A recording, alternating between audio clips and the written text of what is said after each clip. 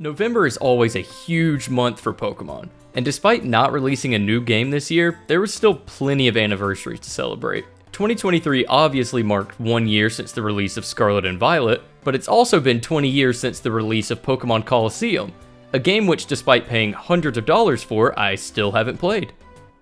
Perfect. And while I saw plenty of people on social media talking about the 20th anniversary of Colosseum, I didn't see many people, if any, talking about the 5th anniversary of the Let's Go series. That's right, the first mainline Pokemon games for Nintendo Switch are officially 5 years old as of 2023, and thank God they're finally potty trained. Pokemon Let's Go Pikachu and Pokemon Let's Go Eevee were both announced and released in 2018, alongside the Pokeball Plus controller. The Pokeball Plus was an optional peripheral that could be used as a Joy-Con or connect with Pokemon Go to catch and spin Pokestops for you. And despite thinking the game looked really good, I didn't play it at all. Allow me to give you some insight to my relationship with Pokemon back in 2018. I was a junior in college, and my last interaction with Pokemon had been the release of Ultra Sun and Ultra Moon in 2017. I didn't dislike those games. In fact, I enjoyed my time with them, but I couldn't find that spark of absolute love that I had felt for the series as a kid. At that time, I had also stopped buying Pokemon trading cards prior to the X and Y era, and despite loving Pokemon Go during its launch, I had completely stopped playing it. So when Let's Go Pikachu and Eevee came out, I didn't even buy it. In fact, I wouldn't get a copy of it until the holiday season when I received it as a gift. I can remember one day in my junior year apartment thinking, might as well try it out, I got nothing else to do. So I popped the game in my Switch, sat with my roommates on the couch, we played for about 20 minutes, and I never touched it again. It's not that I hated the game, I think it was just a bad time for me in Pokemon, especially since my focus had been entirely on Smash Ultimate, which had released in December of 2018. So for the next 5 years, my copy of Let's Go Pikachu sat on a shelf gathering dust. But deep down inside, I knew I needed to return to this game. So thanks to a few challenges on home and a dex that needs a little crown next to it, that's exactly what I set out to do. Pokemon Home. On the surface, a simple tool used to move and organize your Pokemon, but look deeper and you'll find it's so much more. Over 200 challenges to complete, multiple dexes to fill out, and of course, enough room for a full level 100 living dex. This is a series of videos chronicling my journey over the next few months as I attempt to do the impossible, 100% complete Pokemon Home. I started my journey back into the Kanto region as I always do. I named my rival Gary, and I did not give my starter a nickname. My initial reaction to playing this game a second time is how good it looks for being a 5-year-old Switch title. But no time for looking at pretty graphics. I've got a dex to fill out. After leaving Pallet Town and hitting Route 1, I of course immediately caught a Pidgey and a Rattata, the only 2 spawns on Route... Oh. So apparently this game's spawn tables are a little different than what I remember about Kanto. Time to pull up Cereulean. Viridian City didn't have much going on, but to the west on Route 22, I quickly caught a Nidoran boy, Nidoran girl, and a Sparrow. Then heading north to Route 2 in Viridian Forest is where the catching really began. In Viridian Forest, we added Weedle, Caterpie, Metapod, Butterfree, Kakuna, and Pikachu to the dex. During this section, I also quickly learned that I am awful at throwing in this game. Like, bad. So we're gonna need to grind out some extra money to compensate for my lack of skill. But on the bright side, the battle against Brock in Pewter City was a complete joke thanks to the Oddish from Route 1. With 1 badge down, it was time to head east on Route 3, where I felt like I fought a million trainers. But it was worth it for that sweet, sweet money that I needed to waste on more Pokeballs to catch Sandshrew and Mankey. This was also my first interaction with a coach trainer, which I thought was a pretty neat gimmick. Mount Moon had me worried at first, because I still feel like I have PTSD from being a 6-year-old kid trapped in the caves of Kanto, getting encounters every 5 seconds. But with how this game works, you could complete the mountain without hitting a single encounter. However, I need to complete the dex, so I will be encountering plenty of Pokemon. I don't know why I was so worried, because after catching some Geodudes, Zubat, Paris, Clefairy, and Onix, I basically just cruised out of the mountain. Along the way, I also caught the rarer spawns Chansey and Blissey, and picked up the Dome Fossil. And after defeating Team Rocket near the end of the mountain, I also watched my first evolution, as Kakuna evolved into Beedrill. Before taking on Misty's gym, I figured I should tackle Route 24 and 25. Nugget Bridge was just a button spamming contest as usual, but this time I taught my Pikachu Payday just to try and squeeze out a little extra money. And with all the XP from those battles, Nidoran Girl evolved into Nidorina, Pidgey evolved into Pidgeotto, and Nidoran Boy evolved into Nidorino, which I immediately used a Moonstone on for Nidoking. Also on these routes, I caught Venonat and Psyduck before heading to Bill's for the SSN ticket.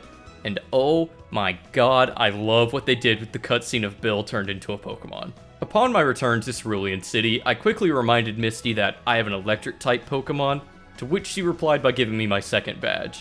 At this point, I felt like I was schmooving through the game with 28 caught and only 2 hours and 40 minutes of playtime. I assumed I'd be done under 10 hours.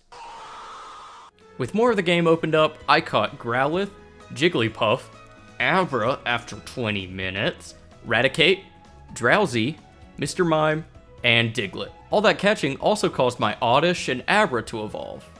The SSN was always one of my favorite parts of this region as a kid, and these remakes didn't let me down. I went ahead and battled every trainer on the boat because, you know, money, and received the first special technique, Cut. I was also pleasantly surprised to see Mina from the Alola region waiting on the dock after departing the SSN. And now with my basically over-leveled team, Surge was a breeze and I kept moving along. The Road to Rock Tunnel didn't provide anything too special other than a Krabby and a Pharaoh, which I grabbed to avoid having to level up a Sparrow. Sandshrew also evolved to Sandslash during this time. Now, Rock Tunnel is one of those parts of this game that I genuinely always forget because I don't think I've ever grabbed Flash during a single Kanto playthrough in my entire life. Luckily, this game made it a lot easier to navigate without having it. Despite being in the pitch black, I caught Machop, Golbat, Cubone, Graveler, Rhyhorn, Kangaskhan, and I encountered a Charmander that ran away. This was my first encounter with a starter in the wild, and after doing some research, I realized I had completely missed out on Bulbasaur and Squirtle spawns, but I could worry about them later. For now, I needed to focus on navigating this tunnel, along the way which my Paras evolved into Parasect. Once you get to Lavender Town, there's really not much you can do until you get the Sylph Scope, so instead I headed straight to Celadon City with one goal in mind. Time to gamble. Oh, yeah. I completely forgot they removed one of my favorite parts of these games, the slot machines. Which might say a lot about my current Pokemon card addiction, but with a frown on my face, I proceeded to complete the Rocket Game Corner. Look, I don't have much to say about this part of the game, so I'm just gonna skip forward. I sometimes forget why I don't play the Kanto games that often, and then I remember the Rocket sections. Like, if I had to draw a graph of the fun parts of these games, it would be super fun for the first 3 gyms, and then immediately downhill from the Rocket Game Corner onward until you hit the Seafoam Islands, with a little spike of fun in Fuchsia City for the Safari Zone. Either way, I completed the Game Corner to receive the Sylph Scope and the Celadon Gym. And all along the way, Mankey, Krabby, and Diglett all evolved. Now back in Lavender Town, Cubone was reunited with the ghost of its mother, while I caught Ghastly and Haunter and received the Pokeflute from Mr. Fuji. And now with access to Fly and multiple new routes, it was time to go on a catching and evolving spree. First things first, waking up and catching a Snorlax, which was quickly followed up by catching Doduo, Farfetch'd, Tauros, Eevee, and Ponyta. Then after a little shopping spree at the Celadon department store, I added Arcanine, Vileplume, Raichu, Vaporeon, Jolteon, and Flareon to the decks. And all along the way, Cubone evolved into Marowak, Psyduck into Golduck, Drowsy into Hypno, and Doduo into Dodrio. After receiving Strength and Fuchsia, I checked out the new Go Complex, which replaced the Safari Zone. That's something you can definitely tell about this game. It was built to communicate with Pokemon Go, and it really feels like a product of that time. But after transferring a few things for funsies, I started to notice something about my gameplay. See, earlier on, I was plowing through the game with no issue, but it's like a switch flipped, and suddenly I was severely underleveled and getting one-shot frequently. So I figured, why not kill 2 birds with 1 stone? Let's get in some serious level grinding and finish out some more encounters that I need. I grabbed the free Charmander, Squirtle, Bulbasaur, and Hitmonlee from their respective locations, and then went back to Viridian Forest to catch Bulbasaur, north of Cereulean to catch Squirtle, and Route 3 for Charmander. While grinding all this out, Charmander evolved into Charmeleon, Ponyta into Rapidash, Bulbasaur evolved into Ivysaur, and Machop evolved into Machoke. About this time, I realized I could go ahead and grab Surf despite only having 4 badges and basically open up the entire map, so that's exactly what I did. Heading south of Pallet Towns towards Cinnabar Island, I caught Tangela, Tentacool, Staryu, and Tentacruel. And then in the Pokemon Mansion on Cinnabar Island, I caught Magmar, Grimer, and Muck. Backtracking to the power plant netted me a Magikarp, Dratini, Dragonair, Voltorb, Magnemite, Electrode, Electabuzz, and finally Zapdos, which took, no lie, almost 100 Ultra Balls. I genuinely could not catch this bird to save my life. Now over in the Seafoam Islands, Articuno was a completely different story. I caught him on my first ball. And while in the islands, I went ahead and caught Slowpoke, Seal, Jinx, Shelter, Dugong, and Slowbro. Finally, I traveled around the Kanto region catching a few miscellaneous things like Horsey, Poliwag, Poliwhirl, Goldeen, Seaking, Scyther, and revived Kabuto and Aerodactyl.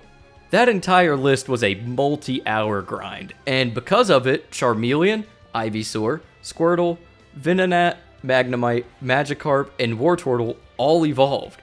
And with a few stones, Shelter, Staryu, Poliwhirl, Nidorina, Jigglypuff also evolved. Now with my dex total up to 122 and feeling like I'm at a slightly more proper level, it was time to tackle the snooze fest that is Silph.Co. Once again, not much happens in Silph.Co other than this.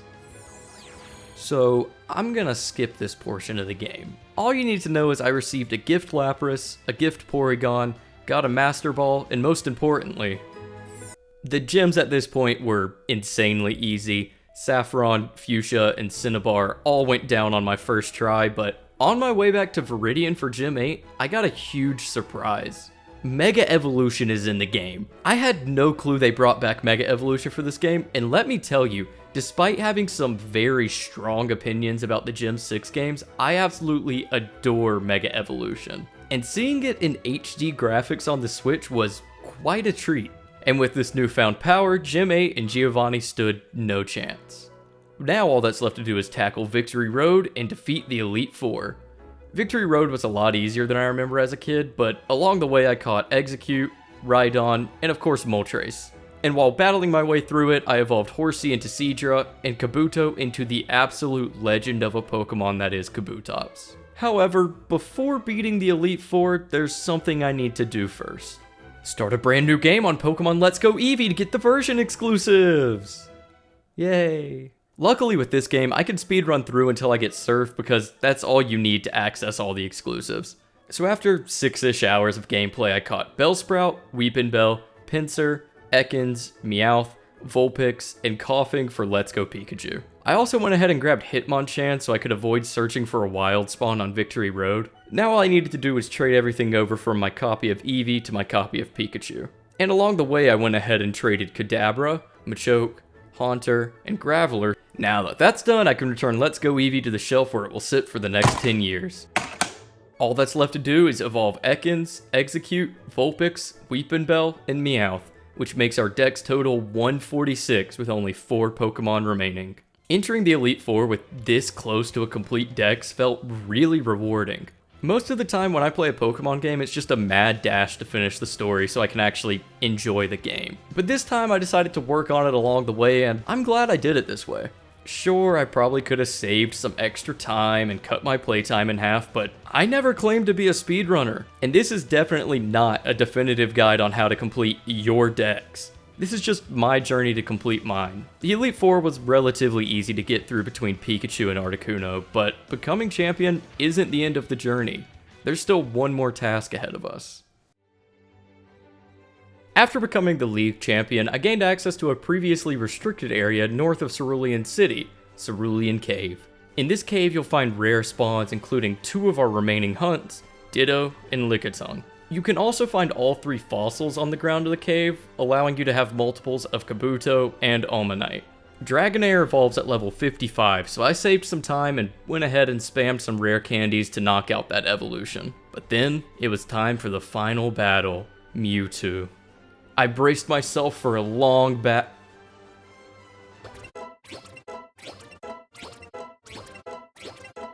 as I was saying, a long battle, and soon enough it was time to throw out the Master Ball I had received so long ago, finally completing my dex with a time of 24 hours and 5 minutes. Yeesh. It feels really good to finally say that I've played through a Let's Go game after having it on my to-do list for all these years. Honestly, I wouldn't have done it if it wasn't for this viewer's comment, which suggested that I should level a Pokemon to level 100 while completing my dex. But I've got bad news. I played through this entire game, caught every single Pokemon, and my highest level non-partner Pokemon is only in its 70s. So I have two choices. I could use my Pokeball Plus and actually leave my house to go grind rare candies, or I can catch Combo Chansey for hours on end to grind massive amounts of XP. I took the obvious choice and caught 77 Chansey in a row. So Jurassic Motion Studios 1652, these level 100s, they're for you. By transferring everything over to home, I completed the challenges Register Pikachu from Let's Go, Register Eevee from Let's Go, and fill in your Kanto region Pokedex in Let's Go Pikachu or Eevee, which also gave us the little completion crown on the Pokedex page. I think the Let's Go games are fine. I enjoyed finally playing through them, but I'm definitely glad to be done for now. I'm sure I'll make my way back to these games in the future to shiny hunt or grind levels, but after playing over 24 hours in the course of a week, I need a break.